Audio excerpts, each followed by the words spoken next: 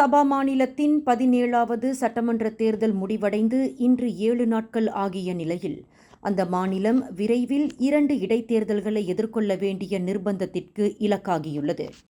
சபா மாநில அம்னோ தலைவரும் கினபத்தங்க நாடாளுமன்ற உறுப்பினரும் மக்களவையில் பரிசான் நேஷனலில் வலிமை மிகுந்த பின் இருக்கை ஆதரவு எம்பியாகவும் திகழ்ந்த டத்தோசரி புங் முக்தார் ராடின் நேற்று வெள்ளிக்கிழமை காலமானார்.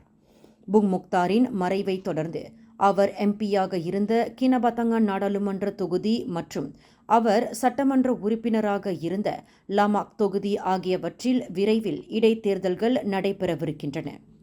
இவ்விரு தொகுதிகளிலும் கட்டாயம் இடைத்தேர்தல் நடத்தியாக வேண்டும் என்கிறார் மலேசிய தேர்தல் ஆணையமான SPRின் முன்னாள் தலைவரும் மக்களவை முன்னாள் சபாநாயகருமான தான் ஸ்ரீ அசார் அசீசான் ஹருன்.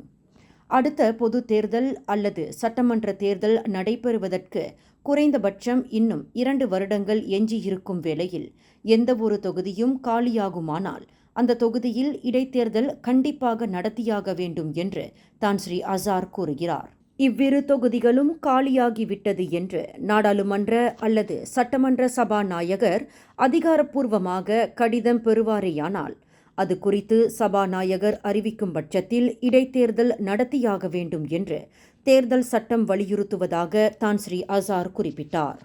இணைந்திருக்க சப்ஸ்கிரைப் செய்யுங்கள்.